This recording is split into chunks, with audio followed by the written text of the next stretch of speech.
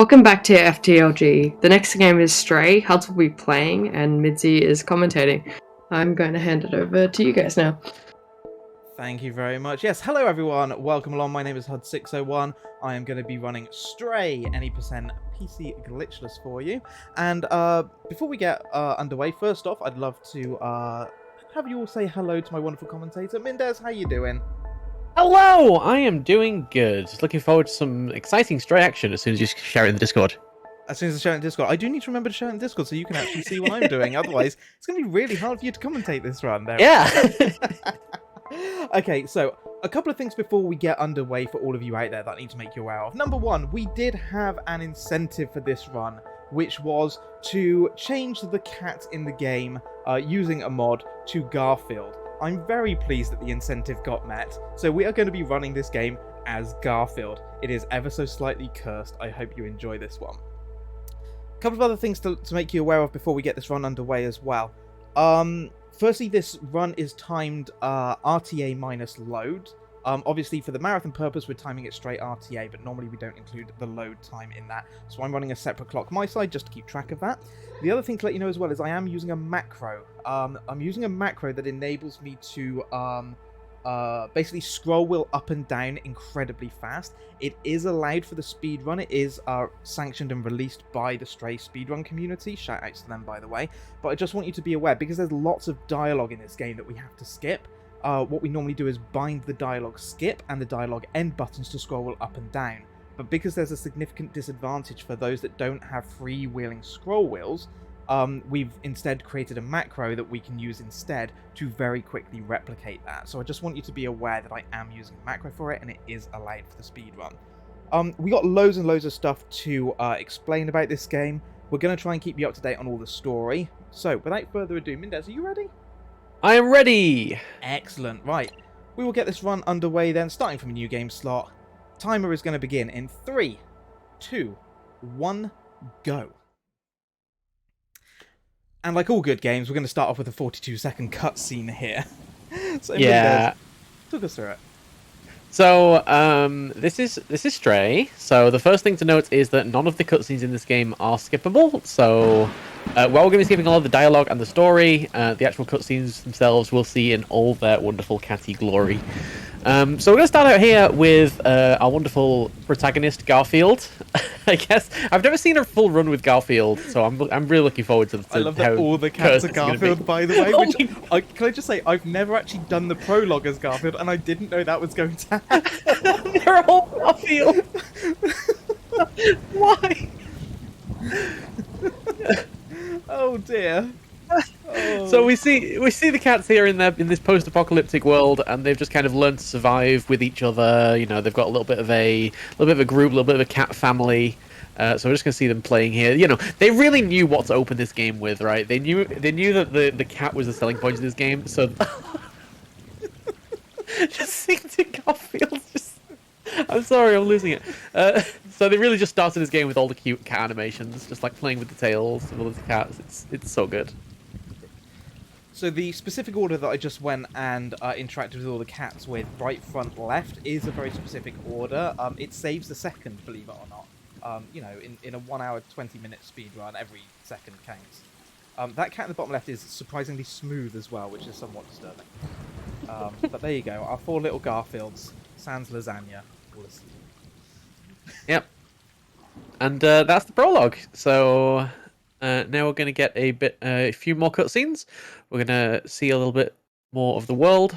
And yeah, that's going to start us off on our adventure. Oh, wow, Oh that's my something. Like, I really want to stress, I've tested this mod to make sure it works, but there's a few things in this game I have not tested. And this incentive is cursed. This is so cursed. It should also be said this is not going to be a legal run for the leaderboard as well. One of the rules for the leaderboard is that you have to run without any mod packs. So, yeah. Regardless, this is not going on the leaderboard. Whatever happens, an absolute treat. Yeah, I don't normally get to run like this either. That's the reason, because you're not allowed to use cat texture mods for the leaderboard. hence we normally just run the game fairly vanilla. So some people obviously change cat textures, like when they're practicing and stuff. I don't bother doing that because it's just effort. But hey, Garfield. Welcome to Inside the Wall, everyone. If you're wondering, the text on there says blue. I don't know why it says blue though. Yeah, there's kind of an in-game language which I don't know if like the humans developed it before they got wiped out or like the robots developed it afterwards. But yeah, there's a whole new language, and it basically is just a like letter replacement. Yeah, each of the chapters has like a word that's spelled out in that language. It usually relates to the chapter or to where we are in the game, but for some reason, like blue here relates more to the next chapter. Yeah, unless it's that's talking true. about the blue sky, maybe. Yeah, true. Because this is we're not going to see much of the sky during this game. Spoiler alert. We're also heavy spoiler alert for this game generally. By the way, we're going to be explaining the story and kind of what you're missing out on. As is usually the case in a speedrun. So this is the first chapter. Most of the chapters in this game are fairly linear, getting from point A to point B. There are a few exceptions that are a bit more open world, but this is the kind of tutorial chapter. So we're just kind of learning how to jump, learning how to navigate the world. We're going to try and do a jump here. No, not quite getting it. No real trouble. And kind of the main time saves comes from just like mastering these, like just exactly where you're jumping from, where you're jumping to. You can also chain jumps. You can go under things, over things. Think like a cat. Yeah, the movement in this game is incredibly fluid. It just feels really good to play. It really does. So, talking of movement and how we're playing this, I'm actually playing on controller, keyboard, and mouse. It's one of the few games, I guess, where rather than just being keyboard and mouse, or just being keyboard controller hybrid, like there's reasons to use all three. So I'm just going to jump down here and trigger the next cutscene, which you can see this one, we're not Garfield anymore. There are, I think, 4 cutscenes in the entire game, this being one of them, where they're actually cinematics, they're not rendered in-game. So for those ones, you'll be able to tell which ones they are, because we will no longer be Garfield, we will be the original Stray Cat. Also, it's incredibly sad. Are you going to say it? No. Aww. Long live the king. So sad. Oh, It is important that gets said. It is. But every time. Look at him. Poor cat. Oh, sorry. If you thought this was going to be a super happy, like just cats playing kind of game, this is where it kind of takes a bit of a twist. Oh yes. So we fall down into the depths of this city in this giant tunnel. Hobbling. We hobbling. Oh.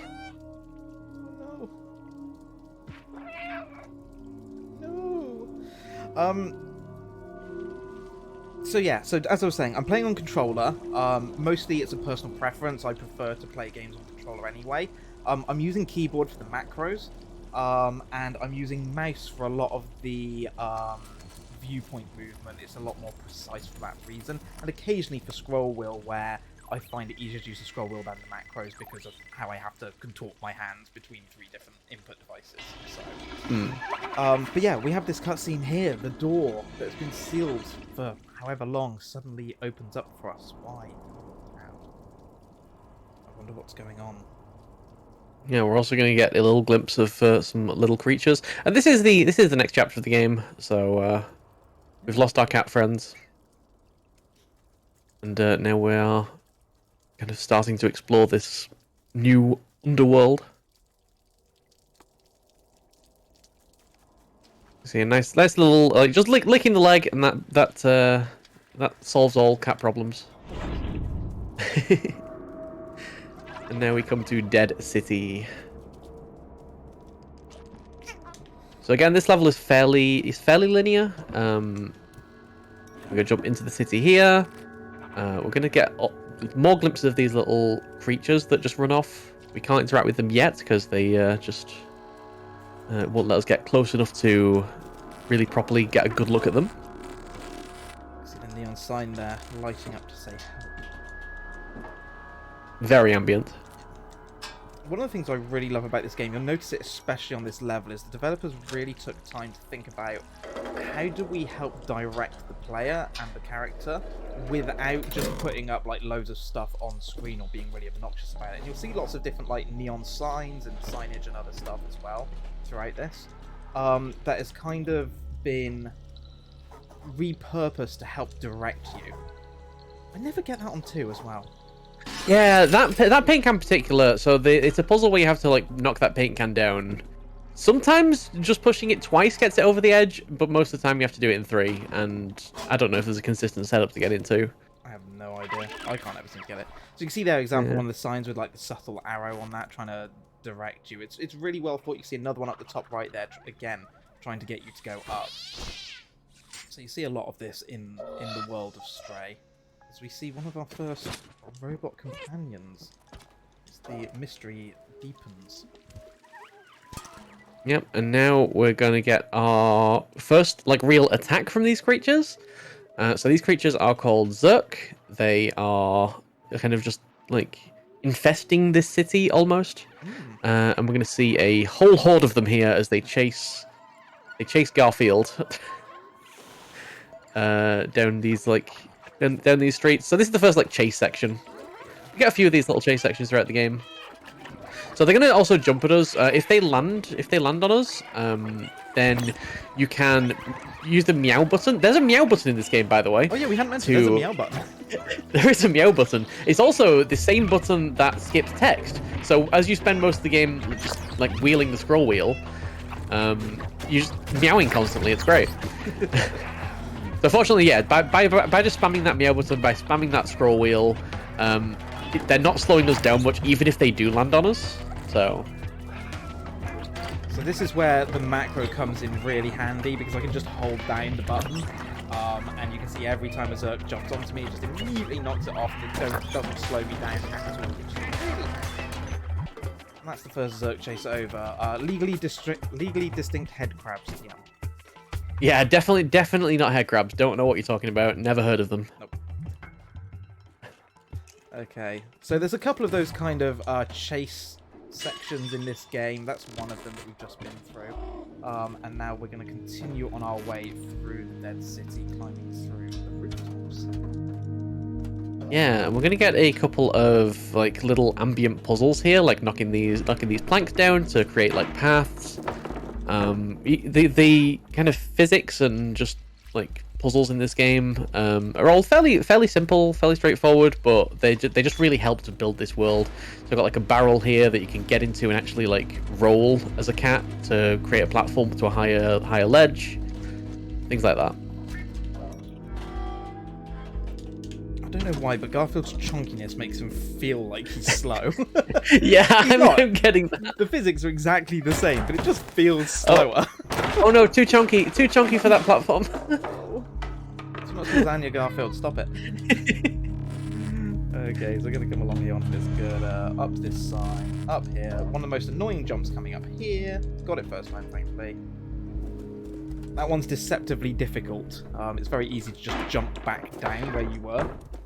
Yeah, there's a couple of jumps like that where you have to move slightly away from where you jumped from. Yeah.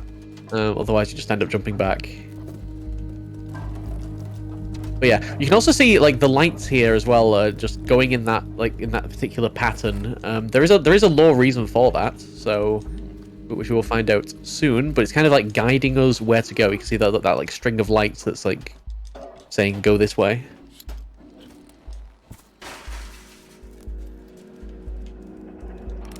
And this brings us to the end of chapter 2. Let's just pull the battery out of the wall to stop this fan. We're going to jump across, and here is the next chapter. This is the flat. Yeah, we're going to start with the flat with the cat on a keyboard. As you do. Because again, the developers really know what you want to see in a cat game. So if I meow. So about right.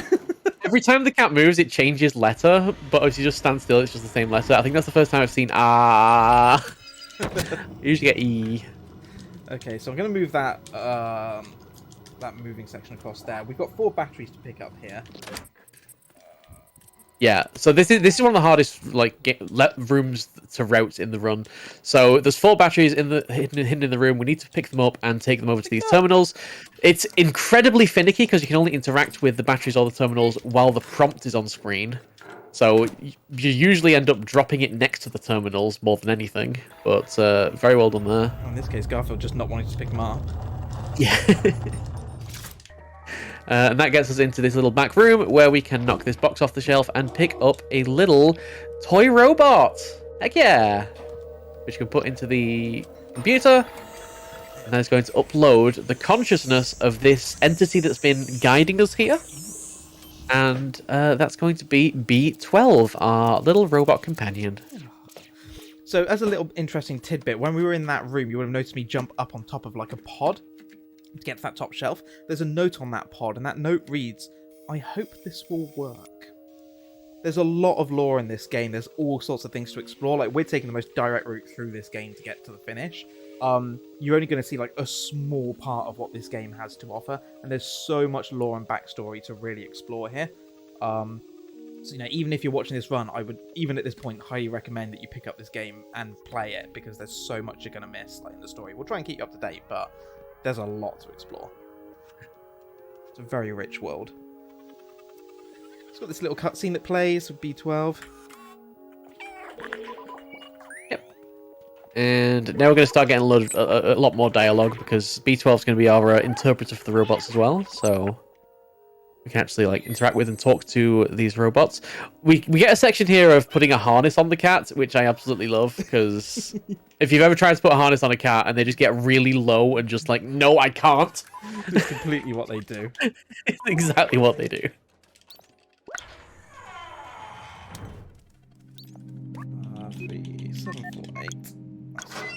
So that code we can actually get from the room on the right, but of course, you know, I've played this many times, I know the code. And then we're going to jump in the bucket, and we're going to do our first spin. Yep. Most important thing here, just spin while you're in the bucket. Does not save any time whatsoever, but looks hecking cute. So now that we've got B12, our robot companion, one of the things you're going to see me do quite often is try and keep him out. I want to keep him out of his pouch, so you'll see me put the torch on quite a lot. The reason for that is anytime there is dialogue, or a dialogue section, or I need to talk to someone, it saves about half a second of animation of him having to come out of the pouch first. Right, so we're going to go on here. That's not the jump I wanted. That'll do. Finicky jumps. And we're going to go into this bucket here. Yep, and we're going to see below us just how infested this city really is. You see the weird, like, egg sacs on the wall and the more Zerk creatures. But that's going to do it for chapter 4? Is it chapter 12? Chapter 4? Chapter 3? I don't remember. That does it for that chapter. We're on the slums now. We're in the slums. We've got this little cutscene here. So just to bring you up to date on a little bit of the story and the dialogue that we skipped with B12. So when we first met him, we are basically told that it was the consciousness that now exists within B12 that was monitoring the city and actually spotted us, the cat. And that they've been trapped in the electronic network for many, many years. And at that mural, we obviously see the mural, and B12 refers to it as the outside. He tells us that he promised someone that he would go there, but he doesn't really remember. B12 cannot remember most of what's going on, but gets instinct. Yeah, and part of the like what's gonna happen as we get through this game is that B12's gonna kind of slowly recover those memories, and we got to get the story told through those recovered memories. There's Garfield in all his glory. Can I do a quick donation plug? Please jump in. Cool. Alright, so we just had 2 donations. One was from D-Jack of Hearts, and he said, "Welcome to Cat Facts. Did you know that the first cat show was held in 1871 at the Crystal Palace in London?" And then he meowed. Nice, thank you, Jack. Alright. The second one was a $5 donation from Danger Dimple. She says, "I have a lot of love for TWLOHA, Huds, Mins, and Cats. What an excellent afternoon." Aw, thanks, Danger. Thanks so much for the donations, guys. Thanks, Jack and Danger. Yeah, thank you to both of you. If anyone else out there has any cat facts and would like them read out during this marathon run, drop in a donation, $5, $10, whatever you can afford. Get those cat facts in. We do love our cat facts in. Also, if you have any cat puns, that'd be perfect. Oh, cat puns are great too. The silence after I said that. So, All right. I was concentrating. Anyway. Okay, let them know what's just happened. Anyway, yes. So this is the slums. The slums is the first kind of open world style act. So this is more of a chance to explore, really meet some of the robots, and the aim is to go into these 4 houses on the outskirts, and we're going to pick up a diary from each of them. Basically, what Huds did there was show the postcard that he got earlier to the Guardian of the robots, and the Guardian has told us to seek out Momo, who's living in one of these apartments. And Momo is one of the outsiders who's had these dreams of going to the outside world. So in order to convince him that it's still possible to go to the outside world, we need to find these 4 diaries. So we've got 2 of them now. Also, that apartment there filled with book stacks. You know, you can. There's a lot of catting in this game, and by catting I mean just like knocking things over. And I love like just knocking those book stacks over. If you jump on them and then jump off them, they just like fall over. It's great. Nothing has physics until you jump on it in this game, in terms of stacks. Anyway, this is the 3rd apartment here. So I got a stack of boxes here, which again we're just going to knock over. The book is going to fall out somewhere. Oh, I'd pick that just in up. front there. There we go. Oh, a little bit of RNG as to where that book exactly lands, because the physics in this game is very kind of loose.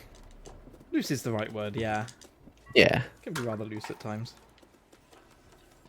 But yeah, there's all kinds of like side quests in this chapter that you can go and do. We're going to be coming back here in a couple of chapters time to do a couple of them, but there is a lot more that you can do there. A lot of robots you can interact with and explore and really like immerse yourself in this world. And here is Momo with the rainbow face. Here's me meowing away.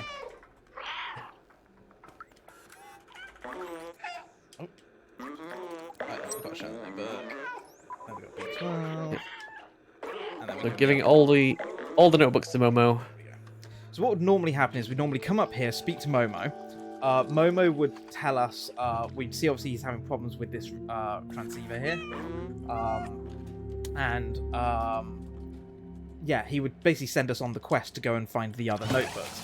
Instead, we went and got the notebooks first, and then came here and gave him all of them because it just saves time rather than visiting twice. Yep, absolutely. And that takes us onto the rooftop. So we've got to take the transceiver up to somewhere really high and plug it in to get a signal and try and communicate with the people higher up. And hopefully find some of the other outsiders. Actually, I think it should also be mentioned that the slums that we just went through is kind of the point in the game where the glitched run starts to diverge from the glitchless run in a major way, because we're going to be doing a couple of chapters here that are kind of like next to the slums.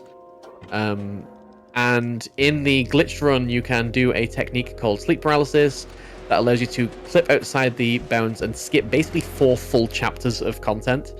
So it saves about 20 minutes. So yeah, this particular act is not done in the glitched route. So you're getting some bonus content today. Content. But yeah, the rooftops are heavily overrun by Zerk. We're going to use this barrel to crush some of them. You're supposed to like trap them off to the side. You can see some of them are like walking in the barrel with us. It's great.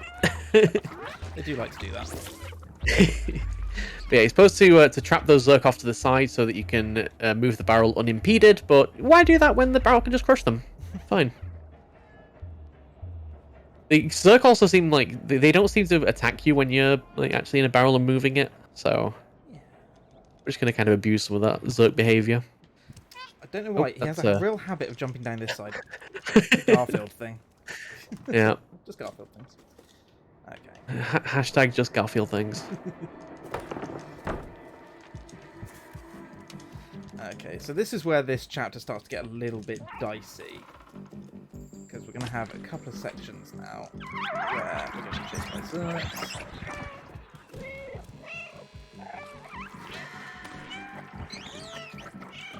But again, that macro making light work of them when they jump on us. It's just a little bit difficult for me, so I have to contort my hands. I have to hold a controller in 2 hands and hit macro key at the same time. Yep, absolutely. This is probably the hardest part where you're in a very enclosed space with a lot of Zerk. The aim is to open up that door, then push this barrel out, and then climb onto the barrel to get up to a higher ledge. Oh. You can see the screen getting progressively more red there. If the screen goes fully red, then that you have to restart from the last checkpoint. There we go. Nice, not too bad on that front at all, actually. Yep, and here we're going to get a survival section. So once you activate the lift here, a bunch of Zerk is going to come down and attack. And we need to wait for the lift to get down. But we're really going to just kind of like run around and avoid the Zerk. Oh, apparently not. Nope, we're just going to sit up here. Because Garfield can wiggle. I want to see Garfield wiggle. So every time a Zerk attacks him, he's going to just wiggle. We might actually just be... Oh, look, there we go. There we go. So the Zerk, like, can kind of attack us here, but they don't. And even if they get on us meowing, they'll just knock them off anyway. So we'll just wait with the Zerk. It's fine. It looks real goofy. So while we're going up in this lift, a little bit of an exposition dump for you all. So some of the things that we learned during the Slums Part 1. Firstly, the robots are known as companions. Obviously B12 can translate their language for us so we can understand them. And what we were trying to do is use the big lift to get up to the top, but the Guardian tells us that the lift is actually non-operational, and it's impossible to leave this place. The only people that have ever left are the outsiders. We were told that they were all gone except for Momo. And Momo is the one that we went and obviously spoke to with this transceiver.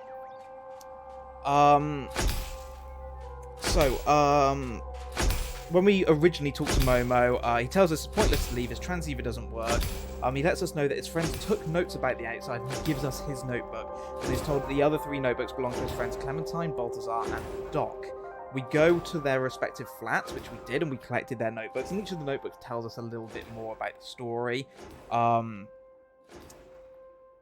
And yeah, we eventually bring them all back, and one of those notebooks, Doc's notebook, tells us that he was able to combine a spectrometer with a powerful UV lamp that will help with warding off the Zerks. He also found a design flaw with the transceiver that Momo had and has figured out how to fix it.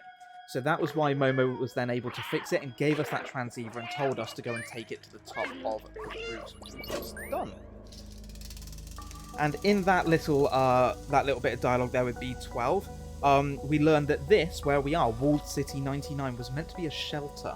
The roof is hermetically sealed, and it was built by humans to protect themselves from the outside, but at the cost that nobody can ever leave. The outside was considered a disaster, barren, unlivable, and dangerous, and B12 believes it's his mission to reopen the city. Which is why we are doing this. Yep. And goes back to you. Cool. So we're going to get back to the slums, and Momo has gone and left a note telling us that he's gone down to the bar. So we're back in the open world area. We've got some different things that we need to do, starting with going down and meeting Momo. And one thing I particularly love about this cutscene is Momo is going to definitely give us some head pats here. So as we get on this chair, he'll like gesture to the chair, like, come on, sit down here. And then he's going to give us head pats. It's so cute! Look at the Momo head pats. Okay, so during this cutscene, what we are learning, Balthazar and the others actually made it out of the city alive. They are safe, they found a way up to the top, and we're going to have to go through the sewers to reach them. But then this character here, Seamus, keep an eye on his get-up, and he might be familiar soon. He talks to us, basically tells us the sewers are infested with Zerks, we'll never make it, and Jacob, the bartender here, tells us that Seamus' father is actually Doc, our friend. And he knows that he developed a weapon for defeating the Zerks, but never came back after going off to test it. Yep. So now we've got to go with Doc to Seamus's house. On the way, we're going to do one of the little side missions, which is going to be to drop a bucket of paint on the just outside the laundry. So we're going to try and get here for a good cycle. Get in there just as they're about to throw. And then meowing.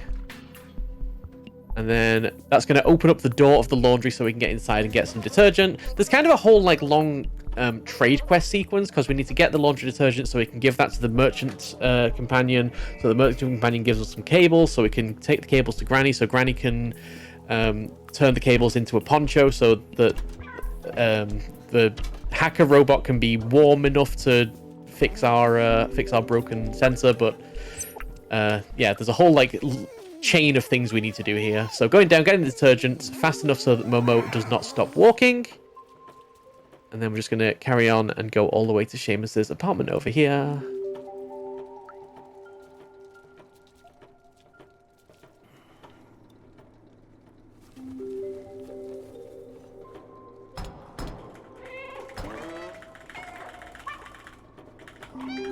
Unfortunately, Seamus not opening the door, so we're going to have to go in through a little side entrance, which you can definitely just glitch through that wood. So it's like got to stay slightly away from it before Momo moves it out of the way. And here is Seamus.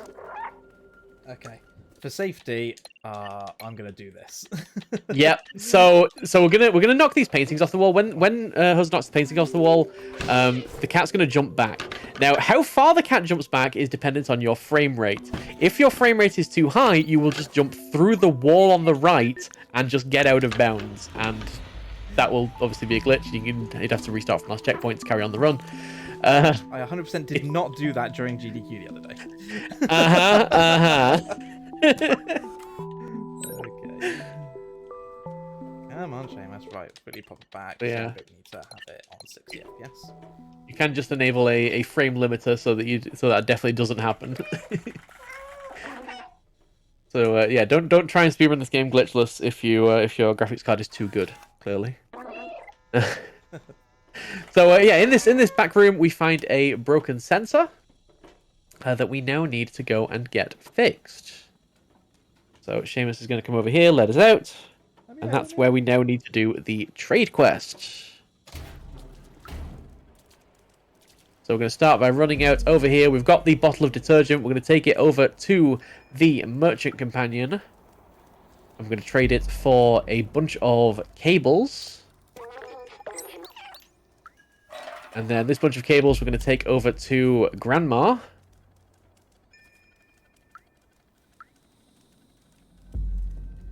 And again, this is all stuff we could have done the last time we came to the slums, but we just do it here for the optimal routing. And we give the cables to Grandma, and Grandma, with the little love heart on her face, because we meowed, is going to knit it into a poncho. And then we're going to come over to Elliot, who is the kind of the tinkerer companion, bit of a programmer, tech whiz. And we're going to give him the broken sensor, and we're also going to give him the poncho because he is very cold. Poor Elliot. And that's going to let Elliot fix our sensor, which we can now just go ahead and take back to Seamus. And I believe that's what lets us detect where Doc is. Correct. Yes. Yes. Seamus, please.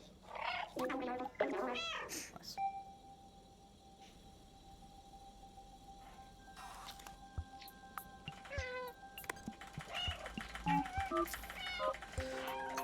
Also, I love the clocks in the background that go up to 16.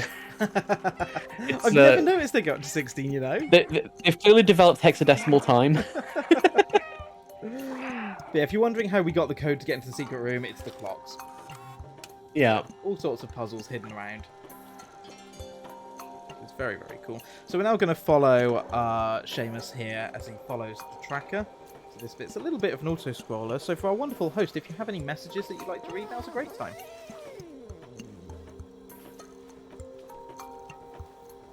Yeah, sure. I'll probably just plug the charity. Please do. Alright, so this event, we're raising money for To Write Love on our arm. So they're a non-for-profit movement dedicated to presenting hope and finding help for people struggling with depression, addiction, self-injury, and suicide. Thank you very much. So we've just made sure to validate this definitely invalid run because of the Garfield mod by putting a paper bag over our head. It actually, just that paper bag did not fit on Garfield's head. it then. does not. No, Garfield, look, Garfield's a little bit chunky, all right. He's been enjoying too much of the lasagna. It's not his fault. Yeah, that's fair. Same. All lasagna. Oh, love it. But yeah, we've when you put the paper bag on, it does nothing else other than invert your controls and randomly send you in different directions. It's great. Yeah, but you got a bit of time to kill while doing the escort, so it's considered an important part of the run to do it, regardless of it not actually helping. Exactly. So we're now leaving the bounds of the inner slums. We can see more of these Zerg eggs around as well. Going to come across this door. We're going to wait for Seamus to come over, and Seamus is going to basically tell us that he's not able to join us in saving Doc, because obviously the Zerks are going to try and, well, eat him. So he gives us a badge instead, the Outsider's badge, which you can normally see on the pack, but unfortunately Garfield's a bit too chunky for that. And it's kind of meant as a sign for Doc to tell Doc that obviously, you know, we've met Seamus and we're friends. This is dead end. Yeah, that's the one badge you get for free. There are other badges, and that's the 100% category goes for all badges, but they're mainly for doing side quests, but except for this one. And yeah, we get another little chase sequence with the Zerk here. So we're gonna go ahead and make these precise jumps. Gonna stay on the right over here, just going straight through the Zerks basically because of that macro not being slowed down in the slightest. And this is a fairly short chase section. You'd usually go up those stairs to lure them around so that the exit is clear, but it's fine, just run straight through the Zerks, it's fine. Is that what you're supposed to do on that section? Yeah. I've never done that, even... If you run up the stairs on the left, they all follow you up the left, you come down the right and then go into the back. Oh. Yeah, no, even on my first playthrough, I just ran straight through them. That's fair. As long as you can spam your like meow button quick enough, you know, yeah, exactly. There's definitely sections in this game where like the Zerks will overrun you, and no matter how fast you can spam your meow button, you'll never be able to get them all off unless you have scroll wheel or macro. Yeah. Oh, it's got a poorly foot again, but it's okay because the magic licks. It's okay. The magic licks will make it all better, see? All healed up. 6 now. So we're going to climb up here, and we are very close to Doc's house now. And as we mentioned earlier, Doc was working on this kind of weapon, the defluxer. So we're going to see that in action very soon.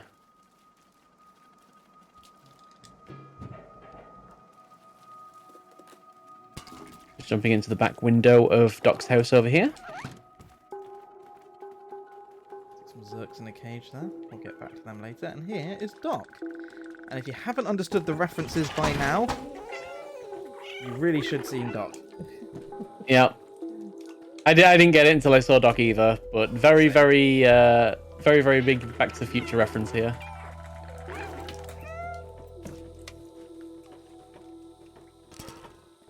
With Doc and Seamus. So, what's Doc been telling us, Mendez? What has Doc been telling us? So Doc's been holed up here because he came out here to test the defluxer and to develop the defluxer, but got stuck because he couldn't fix it. Needed to put the fuse in over here, which we're going to go and do for him now. And he's not been able to leave the house because the Zerk surrounded him, and he's kind of been holed up until we've got here. Yeah. But now that we can put the fuse in over here, the defluxer works, and we're about to see it in action. So yeah, Doc also tells us that for the defluxer to work, it needs 1.21 gigawatts of power. Another Yeah, fuse goes in, defluxer comes out, you see those kind of UV light there, and it makes Zerks go pop. Yeah, and that's what I like. Another thing that I love about this game is the whole like allegory for like not having like sunlight, because the Zerg's main weakness is UV light, which obviously there's not been a lot of in the city because of lack of like sunlight. We also got B12 as well, which is a reference to vitamin B12, which is all from sunlight. Which is... I never knew that. Never occurred to me. Today I learned. Yeah. Oh dear. It all means things, and yeah, just casually kill the Zerg on the way out. Sure, those poor defenseless Zerg in that cage. Oh yes, of course. So Doc, you could have just let them starve to death, but no. I thought the whole point with the Zerg was that they can eat anything. So why haven't they eaten through the cage yet? That's true. Okay, so Doc has fitted the defluxer to B12. The only downside to it is that B12's power source can't sustain the defluxer for long. So we get 3 seconds of usable time with the defluxer. If we go over those 3 seconds, like I will do now for you all, it overheats and it takes 5 seconds to reset before we can use it again. So a lot of this now, and certainly the section that's coming up, is all about management of the defluxer, where we need to use it for more than 3 seconds, but we need to try and avoid overheating it, because overheating it will cost us time. So it's a real tricky little balancing act for this. Yeah, especially when we've got a section coming up here where like we need to kill all the Zerg before the game will let us progress. So just like managing that and not overheating the defluxer, such an important and kind of difficult part. We've got a little puzzle here with the barrels where we've got to push one out of the way so that we can push this one underneath this little vent up here. This jump's always tricky. Come on. That jump is just really awkward to get the diagonal on. Do the jump. Come on. No, it's pushed the barrels. Pushing it away, yeah. Typical. It's okay. Yeah, the joys of loose physics. But yeah, so we're stuck at a door. We need to press this lever to open up this door, and then this lever over here to get back to Doc. Hopefully Doc's not been attacked in the meantime. Oh no! How unfortunate! It's fine. Masterfully using the defluxer there, not overheating, letting Doc get up and start closing the door, and just taking out the Zerg as they approach. You see they kind of like expand as... Oh, just overheating right at the end. Perfect. Just going for a bit of flair there. Yes. You see the Zerg kind of expand and explode as they get like the exposure to UV light. So I'm just waiting for Doc, so we're gonna have a little bit of fun with physics, as you do. Yeah. Completely normal. That's definitely now a double crate. That's how double crates are made, obviously. Just they do a lot of jiggling.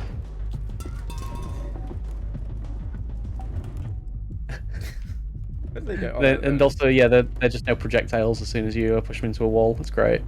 I just love it's Unreal Engine, isn't it? It is Unreal Engine, yeah.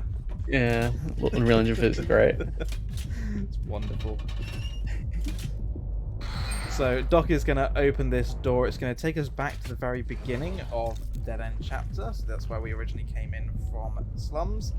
And we're going to be reuniting Doc with Seamus. Or hooray! Marty, and hopefully now with the Back to the Future references, you'll notice the hat, you'll notice the what's it called? The orange thing, the puffer thing. Yeah. You know what I'm on about. What is that called? Something jacket, I think, but It's completely gone. I don't know. Yep. Same. But anyway, it's a Doc and Marty reference. Yes. So the Guardian is going to thank us for efforts. We're just going to run away from the Guardian while he tries to talk to us. Yep. And now our route is going to actually reconverge with the glitched route, because you can get straight to the sewers. And we're going to leave the slums for the final time. But yeah, the glitch route, as I say, just goes out of bounds straight from the first time you get to the slums and comes straight here, saving literally like 20 minutes. it's ridiculous. But yeah, we get a lot of auto scroller time in the sewers. So Momo's kind of rowing us through the sewers on this little gondola raft. but the sewers are very much infested with Zerk. Yeah. So if you recall Seamus originally telling us all the way back in the bar that it's impossible to get through the sewers, they're crawling with Zerk, you'll never make it through. But given that we've now been able to kind of reunite Doc and Seamus, you know, there's belief, and Momo believes that we can make it through safely, that we are a very special cat. As the title card said, risk. So a couple of little things for you, little tidbits while we're on this auto-scroller. Firstly, there was a whiteboard back in that secret room in Seamus's house. And on the whiteboard it tells us that the Zerks have cute sounds but are never friendly. They're an old bacteria of human time that eat all kinds of material. They have total vision in the dark and react to intense light, which we have indeed seen. And we learned as well from a memory during the rooftops that NecoCorp, which is one of the corporations in this game, was responsible for trash management. And as trash from the upper levels overloaded the slums below, they tried to develop a bacteria to dissolve it all. And after all the humans disappeared, the bacteria mutated, and it grew and began eating more than just trash. And that's what became the Zergs. Yeah, so they started eating the humans, and then I believe it's only fairly recently that they evolved to eat the robots. I think you get told that in the slums. Yeah. But yeah, they're very much the robots are very much in danger.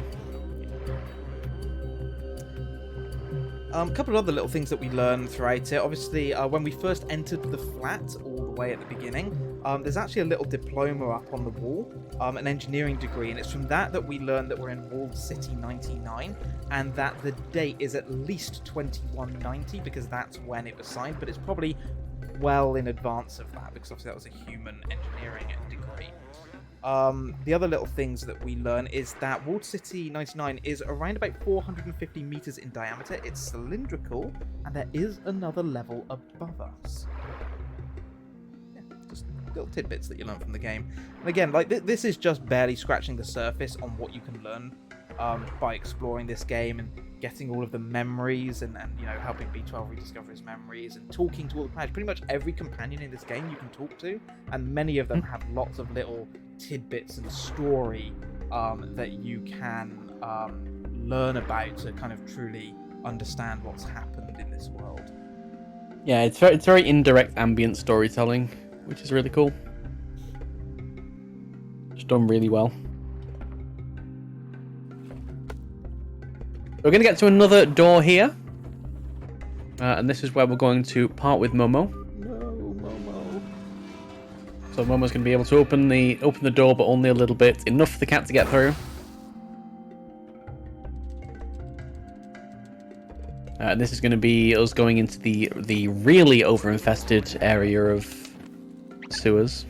Look at that delicious water we've just sailed through. What a lovely time we had.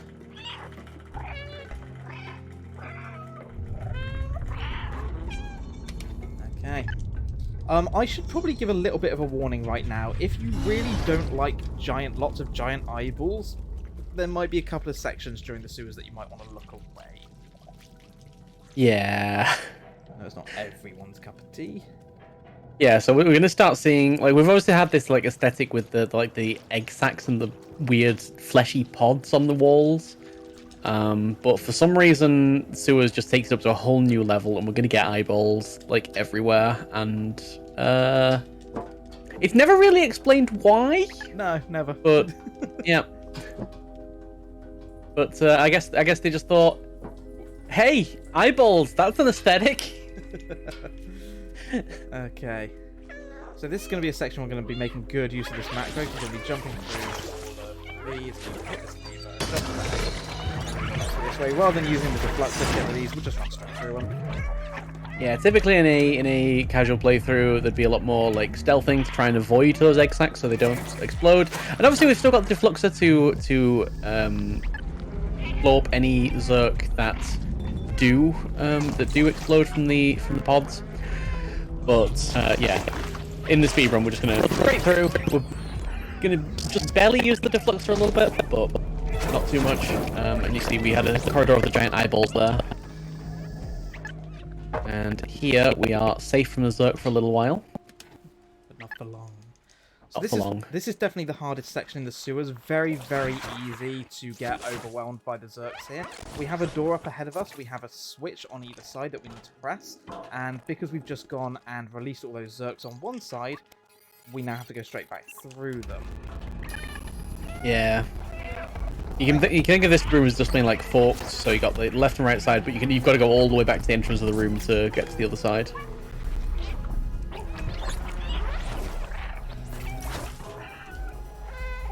Yeah, with the macro just completely nullifying all the Zerk and the threat that they really face. Yeah, I can honestly tell you that without the use of that macro, even if you're using the scroll wheel, it's still incredibly hard to avoid taking any like getting overwhelmed and taking a death there. Even with scroll wheel, it's possible. The macro, thankfully, is pretty reliable. So yeah. So here we've got this cutscene here. B12 is looking around, seeing these giant eyeballs. Yep, that one in particular. I don't know what's special about this particular eyeball, but the Zerk really don't like it when we get close to it. No. And go on. B12's going to come to the rescue here. Use the defluxer. Save the cat. Getting overwhelmed. Garfield, no. Save Garfield. But unfortunately, B12 is nowhere near as good at preserving the defluxer as Huds is, and overloads. Yeah. So we gotta take B12 and do another little Zerk chase here. So we're gonna get lots more meowing because I'm gonna be holding macro safety. This bit normally the Zerks don't ever get you, but that one time they do really slow you down. So I'm gonna be holding onto the macro here.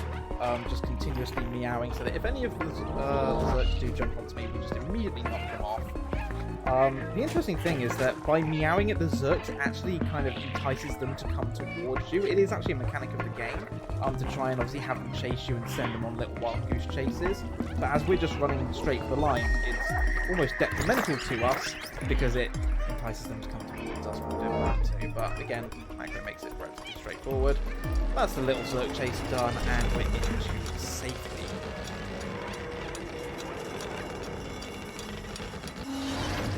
Did I just mention that right now? Yeah. Alright, I just want to say thanks, Argy, for the raid. So, we're doing a charity event. We're raising money for To Write Love on Her Arms. So, they're a non-for-profit movement dedicated to presenting hope and finding help for people struggling with depression, addiction, self-injury, and suicide. Thanks so much for the raid, by the way. Yeah, welcome Arg, welcome everyone from Arg's channel. Thank you again for the raid. We're currently running through Stray. This is the any percent PC glitchless category. And we've got around about 30 minutes of this run to go as we end up here in the Ant Village. Now, this is Chapter 9. Chapter 9, and the title card says peace because this is a nice, peaceful village, which for some reason has managed to avoid the attacks of the Zerk. So those security doors in the sewers really doing their job. But this chapter is kind of a bit of a lore dump. There's a lot of companions you can talk to for a bit of story, but mainly we're going to see B12 getting his memories back, and they cause him to kind of shut down for a little bit. But later on up the Ant Village, we're going to find out the truth that B12 was in fact a scientist that decided to upload his consciousness to try and preserve the human race. And we've now downloaded that consciousness into the form of the toy robot. We're also going to meet... this is Balthazar, isn't it? This is Balthazar, yes. Who is one of the outsiders, who's trying to get to the outside world. And believes that we can get to the outside world. And is going to send us on our way up through the Ant Village. And up towards Midtown, which is the... one of the big, I guess, activity hubs. One of the biggest active districts in the in Wall City 99. Yeah, we're heading on up to Midtown. So yeah, B12 tells us during that big exposition dump as well that he was sick at the time, and that uploading his consciousness to the network was kind of his last hope, as he was alone. It's thought that he might be one of the last humans alive. But the upload actually went wrong. He's been stuck for hundreds of years. So remember I said earlier, like, it's at least 21 something. That means it's at least actually 23 something. We are several hundred years in the future. But yeah, Balthazar, we wake him from his transcendental meditation. He tells us that Clementine is in Midtown. She had a plan to leave the city and has given us a picture with her address on the back. And now we are in Midtown. We see the subway here. Absolutely, and we'll see a noticeable difference in the game here, because while in the lower levels our main enemies were Zerk and the kind of the bacteria that Necrocorp had developed. While we're in the upper levels, there's not really any Zerk activity. Our main issues are going to come from Peacekeepers and Sentinels, because they're just trying to keep the peace on the upper levels. So we're going to go through Midtown, and we're going to go straight for Clementine's house. Yeah. Which is in this apartment building over on the back. We're going to see these teenagers playing. On our way up to Clementine's house, we're going to do part of a quest that we're going to complete later, to destroy 3 security cameras in this apartment building as well. So we're going to jump on that one to destroy the first one. We're going to jump over here to destroy the second one, and we'll get the third and final one in just a minute. But right now we have to go and talk to Clementine. So we're going to come up these stairs. We're going off through this little nook just here, and into this room, and this is where we will meet Clementine. Who initially thinks that we're after her. So Clementine is basically public enemy number 1 in Midtown, and all of the Peacekeepers and the Sentinels are looking for her. So we're going to go over. We're going to give her the note. There we go. Yep. Also going to come over here and get this drawer to come out. That's going to be again for later, for the next time we come back to Clementine's house. In the meantime, Clementine gives us a note to give to one of her, like, she's kind of leading a little resistance, is kind of the impression that I get here, and she's going to give us a note that's going to let us know for a colleague of hers called Blazer that we're on their side. Now, there's a certain order you have to do things here, so we're going to need to take the note to Blazer, but before we do that, we're going to come over to this bar and knock these beers off this shelf. That's going to wake up the maintenance guy down here, the worker droid, who's going to start a really long, start walking towards where he needs to be. While he walks where he needs to be, we're going to do a few things in the meantime. So firstly, we're going to come over here, get the cassette tape. That's our prize for knocking the 3 security cameras off. And we're going to come down through this back alley. Now, a little bit of a warning. There is going to be some loud music here once we put the cassette tape in. The point of this cassette tape is to be really loud and distracting music. And it is probably the loudest point in the game. It's not going to last too long. It's only going to last a few seconds, but warning to headphone users, it is loud. Yeah. So we've gone and spoken to Blazer. We've given him the note from Clementine. And he's told us we need a hard hat and we need... sorry, 2 seconds. Live music. So we need a hard hat and we need this jacket as well, this high-vis jacket. So we grab the jacket, we distract the shop worker by playing the music. Then over here, the worker that we woke up with the beer bottles, who was sleeping in, he is going to lift us up and take us past the shopkeeper into the shop where we can get that hard hat you can see in the window. The whole reason for doing this and talking to Blazer is we need to get inside Necrocorp's factory to steal their power source. The power source can then be used to restart that subway at the beginning to take us to the control room to reopen the city. Yep, absolutely. So we've already got the vest, now we've already got the helmet. We're going to take them both over to Blazer, and we're going to be able to infiltrate the factory. We can still hear the music going on in the background as we run past the shop. I'll never turn it off. Maybe they like it, you know? Maybe they've really acclimatized to it. Yeah, maybe it's their thing. So you can see Blazer with his gold chains picks up the box that we're sat in, and it's going to take us over to the entrance to the Necrocorp factory. And this is where we're going to get our first sight of the Sentinels when we go in. They are automated drones that search and destroy, and when they catch you, they go from a blue kind of searching, kind of like a searching state, to a yellow warning state, to a red active state. And when they're in that red state, they will attempt to shoot us. they will send 4 shots before they kind of shut down temporarily. For the most part, this should be okay, but you can occasionally get shot here if you get really unlucky, because we don't stop for them, we just run straight past them. Yeah, the Sentinels generally have kind of stormtrooper aim. They are not very accurate at all, but if you're in like a straight line with them, there's at least a 50% chance that they're gonna get you. Fortunately, just by ducking in that door, just avoiding them. Oh, that one's right next to me. But yeah, running in a straight line away from them is one of the most difficult things to do. A little bit of a skip there, so by jumping back on that momentum platform, it's kind of didn't reset, jumping off it very quickly, so managed to get back without going the long way around, which is good. And here we're going to do this is kind of how I play stealth games, just to run through everything, so I appreciate this is it in the speedrun. Because as soon as you get in this barrel, it's just a barrel! Pretty normal. No, look, it was like, what's going on? No idea, just a barrel, just one of them casual moving barrels that we have around here. Shout out to Metal Gear Solid. So we're going to turn on these. What did we decide these were? I think printers or like photocopiers. I just portable printers. They just whenever you need a printer, they just come over. Anyway, for some reason they follow you when you turn them on, but we're going to use these to solve this puzzle. One on each one, and then we're going to move the barrel to the end as well, and this will release the power source. And then when you're finished with them, they go back to the stock room and just refill themselves with paper. Like that's the dream. That's really what we need to develop. Now the game is going to lag considerably here. This is completely normal. There we go. As it loads back in the rest of the level. And now that we've stolen the power source, the city goes into a bit of a lockdown. And there are now going to be sentinels on our path. So we now need to go back to Clementine and let her know we've got the power source. So we're going to head back to Clementine's apartment.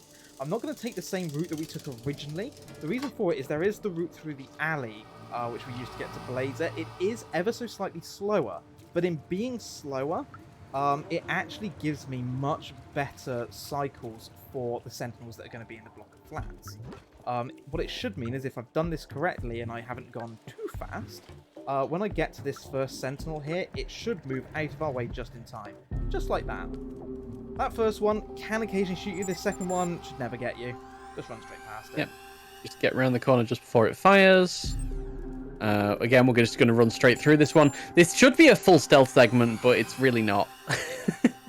There is no need to stealth here. That one's facing the wrong way.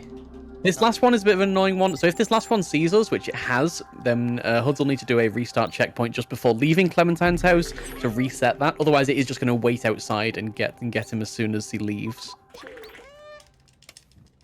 Okay, so Clementine has left us a note basically saying that she's had to leave, and she's left us clues throughout the apartment as to where she is. So we're going to go and have a look at these 4 objects. Each of these objects will reveal part of where she is. At this point, I'm going to restart last checkpoint because it's just saved my position.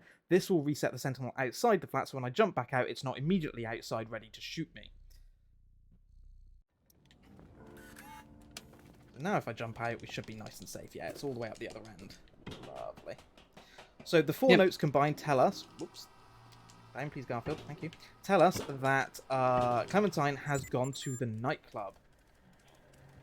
So we're going to go and find her there. I'm going to take a slightly different route from usual.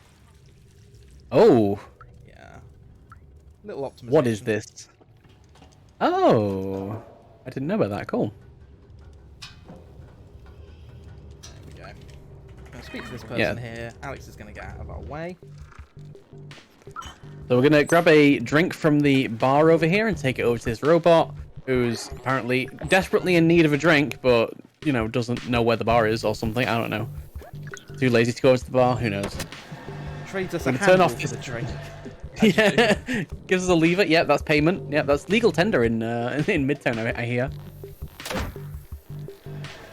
And that's going to let us get up to the upper level of here, where we'll get the lighting rig. We're going to do a little bit of a switch puzzle here to get the lights in just the right state that we can climb over them and get to the back room. And we'll see Blazer.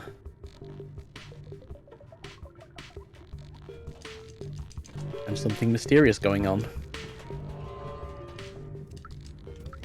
So as we get in here, we will find Clementine tied up No! and gagged. Blazer has double-crossed us. He was evil all along. Yeah, I don't understand how that gag works, but it works. Can't you see it's covering the speaker holes? Uh-huh. And so the Sentinel's going to take us out. Don't worry, it's okay. It's okay. And they're going to take us to jail. Now, as jail loads here, HUDs is going to restart from last checkpoint. That's going to allow the HUD to gain control of the cat earlier than usual by a good few seconds. And that's going to allow HUDs, while the map is loading in, while this dark screen is happening, is going to start already shaking the cage that the cat is in. Because you've got to shake the cage hard enough that it hits the wall. And otherwise, you have to wait for the whole screen to load in before you can start moving the cage. So it saves a good amount of time. Got to hit the cage twice. Come on, where's my second hit? There we go. There we go. Oh, that took longer than usual. And we're going to see the design of the jail. Very much designed to hold humans. So there's a lot of like vents and gaps that the cat can get through. We've got a little bit of a momentum puzzle here to put these in just the right state so that we can get down onto these barrels and over through to the next room. And yeah, we're going to go ahead and see if we can find Clementine, who's also been taken to this jail. We're going to run through these sentinels. Again, this is a sentinel that shouldn't be able to shoot us, just because we're going to jump up onto this box. Good. Occasionally that one does get me, though. So, yeah, you just got to run very really, well really done. fast. Yeah. Oh, that's how you do speed runs. Just run fast. See, yeah. So Clementine, obviously we don't have B12 with us. B12's been taken off us, so we can't understand Clementine, but she points out the keys that are through here, and us being cat size, oh look, we just squeeze straight through all the bars. Even Garfield can. Even Garfield's chunkiness. So chunky. So we're going to grab the keys for Clementine, we're going to squeeze back through, and we're going to drop them in front of here, and she can then let herself out. Now we've got a little bit of an auto-scroller section now, as Clementine will start to explore the jail and head down that way and through the hallway. So, yep. Some things to point out with the jail.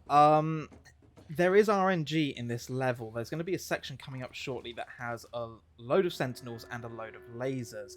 And the position of the lasers and their movement is pretty much RNG.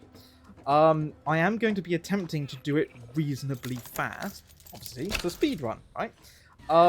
It is also very risky to do it quite fast, because the slightest mistake and I will probably take a death and have to restart that section. But, you know, we've accounted for this in the estimate, and, you know, we don't want to purposely go slow to be safe. We want to, you know, we want to show off how fast it can be done. Oh, yeah, you got to try these strats at least once, surely. This is me just getting my excuses in early as to whether or not I take a death. So. Yeah, absolutely. So the jail is going to mainly take the form of a bit of an escort quest, because there's some doors that only Clementine can open and some doors that only the cat can get through. We're going to see B12 over there, locked up in a security door. And we got to go down and get him out. That meow with Garfield's chunky face is so cursed. It's the lack of emotion in the eyes. It's just the static expression that I just think is absolutely perfect for Garfield. Oh, poor B12 locked away. It's fine. We're gonna go save him. We like B12.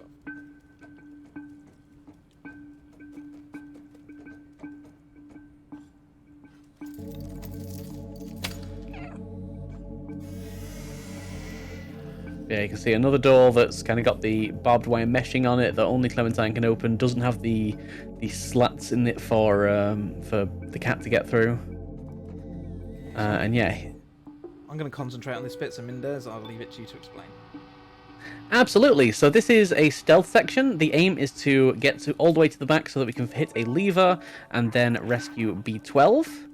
So to do that, we're going to jump through here and through here. We've got a room full of lasers, which we're going to go over.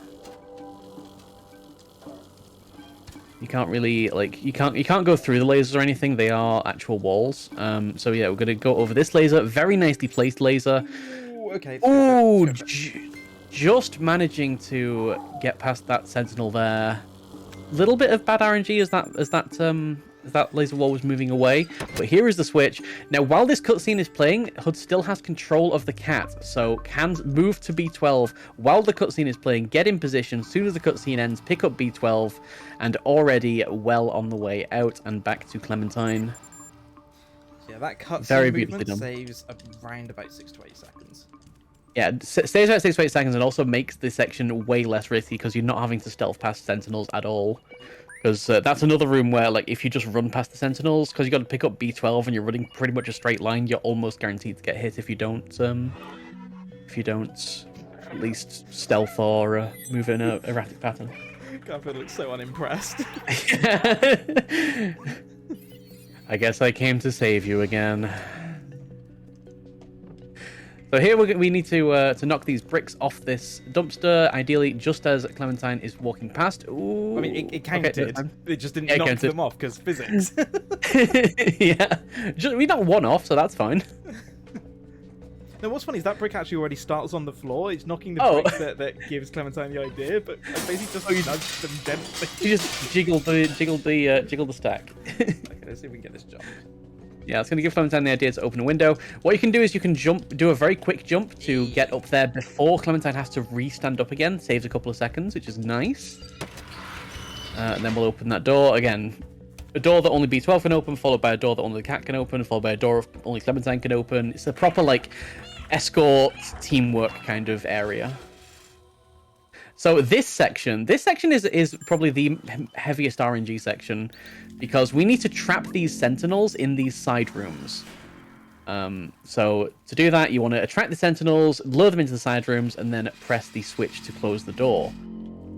Once HUD then leaves that door, that's when Clementine is triggered to open up the door and go on to the next section. That first section was fairly straightforward because there's only one sentinel. This next section has 2 sentinels, both of which you need to trap on the same side, on the left side. So let's see. That one at the back's just gone away from me, so not the best RNG on that one, but we can make it work. Yeah, I'm not sure what exactly determines their position. I assume it's global cycles based on the chapter start, but There we go, got him. it's far enough into the chapter that it's basically RNG. So yeah, I'm gonna lure them in here. I assume you close the door on the way in. Yep, so they're both perfectly trapped. Very nice. Ooh. Yeah, that's a really good jail section, like with the sentinels. That can go very, very wrong if you're not careful. And you can lose so much time if it does. Also, very easy to take a death there. I got really lucky I didn't get shot by either of them. Yeah, you're really using the columns in that back room to avoid the shots and just get out of line of sight of them. Yeah. Very cool to see. All right, so we're now in the final section of the jail. So we need to get through this exit door here. And in order to do so, we're going to have Clementine drive a van through. So we're going to come over here and point out the van by jiggling the keys. And then we need to press the switch to open up the jail cell. Now, there is one final bit of tech here, which is called Fast Van. So the cutscene to the next section only triggers once the cat is on the van. So if we can get on the van early, like as soon as you get around the corner, then you can trigger the next section very quickly.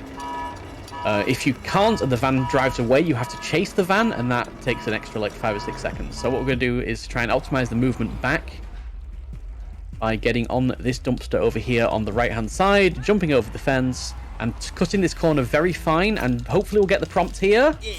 Just about. There we go. Ooh, that's fast done. So here we have another cinematic cutscene. The Sentinels chase us through Midtown as we escape in the van. Everyone a little bit confused as to what's going on.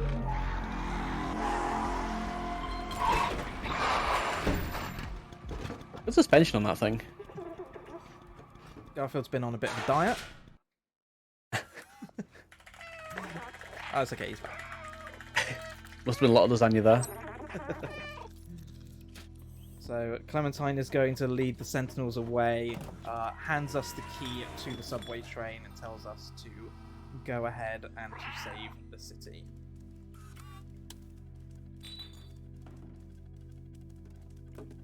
Yep, and now we're all the way back to the beginning of the chapter. These final chapters, by the way, way longer than the initial chapters. So obviously Midtown was very open world, but Midtown covered the whole time from getting here through the factory and all the way through the well, we're on the jail now. But yeah, these chapters just massive. We're going to put in the battery here into this subway. That's going to power up the subway, and we can ride the subway all the way to the control room of World City 99.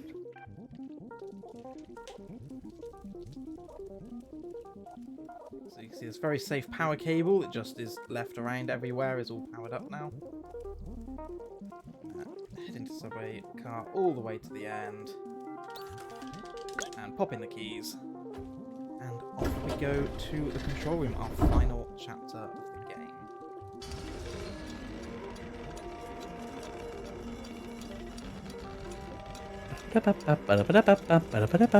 Honestly, the sound design of this game, the music is just wonderful. Like, it really is. It's very complementary to the gameplay without being too overwhelming. It doesn't really take you out of what's going on too much. Yeah, it's incredibly well designed. Incredibly well. Yeah, it really is. And the lighting looks really cool on this subway trip as well.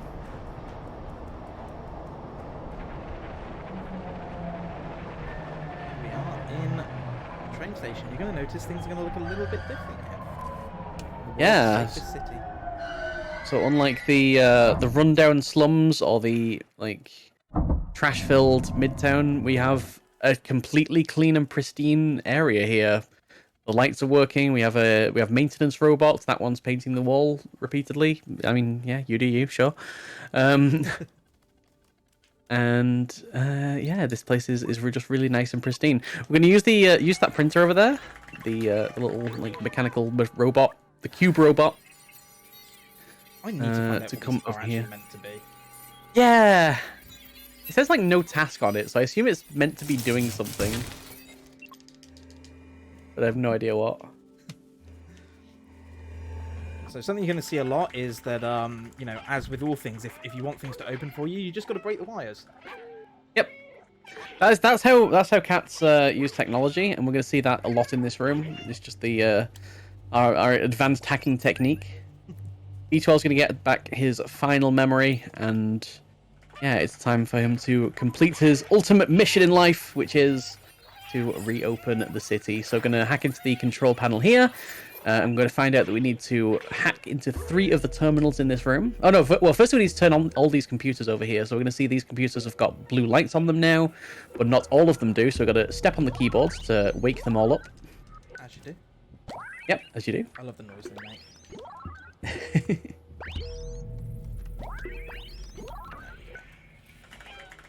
And then we have to hack into 3 of the terminals around the outside, which we're going to do in a very catty way.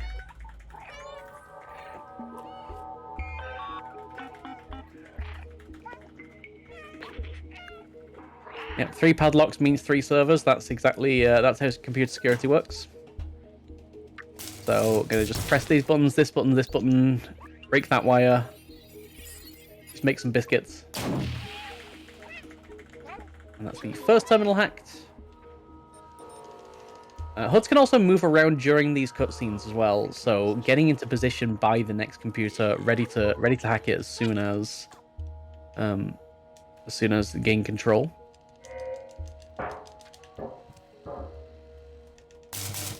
See, yep, just doing some maintenance here. A little bit of smoke, that's fine, that's to be expected. B12 taking a bit of a hit there, getting overloaded with each bit of data that he's collecting. Again, a little bit more cat maintenance. There we go, lovely. That's how you breach security. Yep. Good old Garfield. And B12 getting a little overloaded with all the data, so we're going to need a little bit of help to get up to the final terminal, where he's now got enough data to activate the locking mechanism. We're gonna unlock the roof to World City 99. But yeah, B12 Unfortunately, this is B12's final mission. Thanks us for all our help, and uses his last ounces of strength and power to finally shut down the systems to reopen the city. And with that, we say good night, sweet prince. Oh. Well, the cat's gonna cuddle with him for a little while, so it's fine.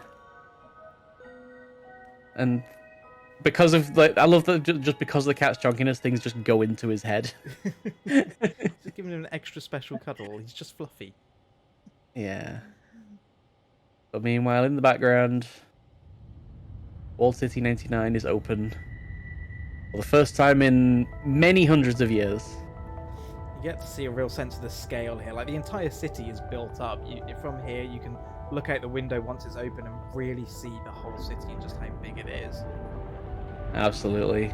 That light pouring in, and as soon as it hits these like egg sacs, these flesh pods, that UV light overwhelming them, just causing them to explode. You see they're just running for the shadows. There's Momo. Momo. Getting the light. Of course, well, the Guardians remember, lights and stuff, and they've created their own lights. They've even created their own fauna that was able to survive in the darkness. See the Guardian and everything. The Sentinels and the robots were all made to work in dark. They get disabled by the lights. That's freeing Clementine and freeing the rest of the outsiders. So we're nearly... And while B12 may be dead, now everyone can get some vitamin B12. Can't believe that. That is true legacy. So as we leave B12 behind, we're going to head on to the finish. Time's going to be coming up fairly soon, in about 30 seconds or so, as we head down towards the doors.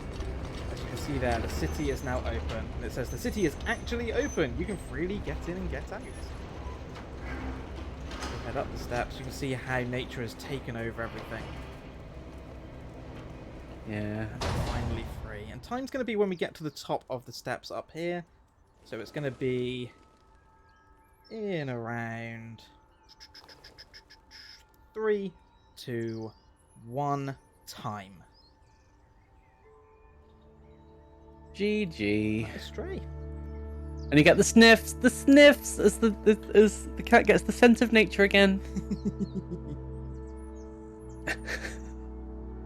The judgmental stare. I love it.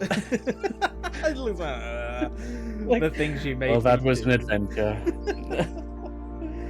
But yeah, it's yeah, that is Stray. Now, something I should point out here at this point, which is my best time is actually like a 1:18:50 something. But unfortunately, due to issues with the recording, it wasn't able to be verified, so it was actually rejected from the leaderboard. So my current leaderboard top time is a 1:19:43.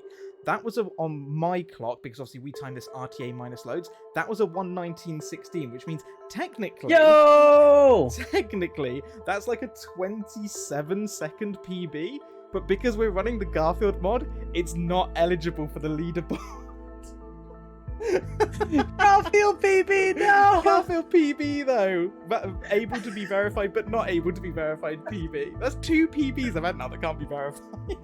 Oh my god, it's okay. Incredible. Like, I know that we raised a fair chunk of money to have the Garfield mod. Like, it's been wonderful running this game with it as well, so it's 100% fine. Like, it's been a wonderful run to do. So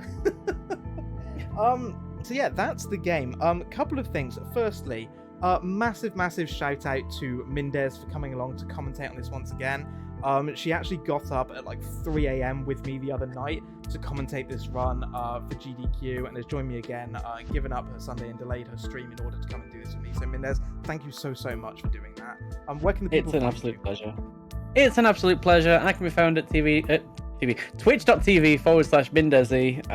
I do mainly puzzle streams every weekend, and I mostly, other than that, do variety stuff and randomizers. Although the next week's going to be preparing some GDQ submissions, so we will see. Nice. I want to give a huge shout out to the developers Blue 12 Studio. You've made an absolutely wonderful, wonderful game. It's so much fun to play. I've fallen in love with this game, with speedrunning it as well. Also to Annapurna Interactive, who are the publishers, who have also been working really close with the Stray speedrun community, where they've been fixing glitches. They've actually been enabling older builds for us to keep being able to run with those glitches. So huge shout outs to them, and a massive thank you for actually thinking about us in the Stray speedrun community and looking after us. Again, massive shout out to the Stray speedrun community. If you want to get involved with speedrunning this game, just quickly while it's on screen, Murtal there, one of the cats, is who the actual Stray cat is based upon. Just in case you're wondering, a little tidbit there at the end. If you're interested in speedrunning this game, speedrun.com/stray, you'll find a link to the Discord there. There's loads of resources, there's full guides, you'll be able to get the auto splitters and stuff. It's honestly a really fun game, and also a really easy one to learn. If this is maybe the first game that you're looking to speedrun, this is the perfect introductory speedrun for you to choose. I'd highly recommend it. Once you get the routing down, it's really, really, compared to some other games, it's really easy to actually get a good time in this game. It just then really ramps up to get to a really good time. So yeah, shout outs to all the top runners of this as well. And finally, just a massive shout out to my community, to everyone over at Club 601. You guys are always the best, you look after me. And you're a wonderful, wonderful community. If you want to see more of this, I normally speedrun Sonic games, by the way. I'm normally a Sonic speedrunner. So if you're into your Sonic speedruns, or you want to see more Stray, come and follow me over on twitch.tv/huds601. It would be wonderful to see you there. And lastly, because you have to do it for verification, there is the game file. Even though I can't submit it, there is the completed game file on the right. And with that, I'm going to hand it back to our wonderful host. Thank you so much for having me. All right, thanks so much. I just want to say thank you for running that hard, and thank you for commentating them too. All right, so thank you so much for the people that made donations during that. It was great. So next up, we have Jess Chain speedrunning Prison Run and Gun. So stay tuned for that one.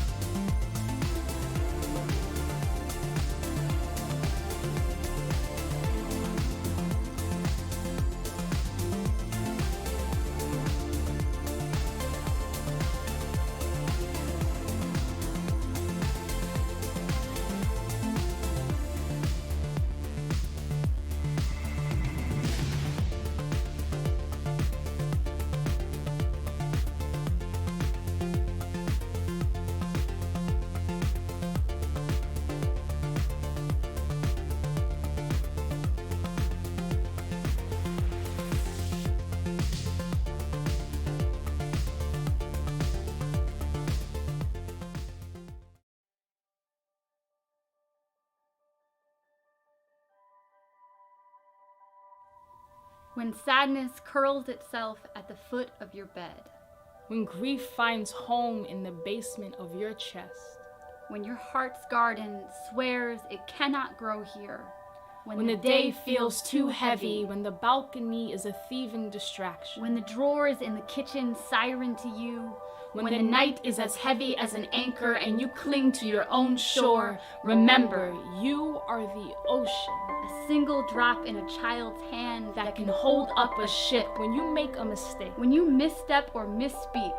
When you find yourself underneath the stains of your human. Because you are human. When the heavy of it all calls to you like a wailing animal.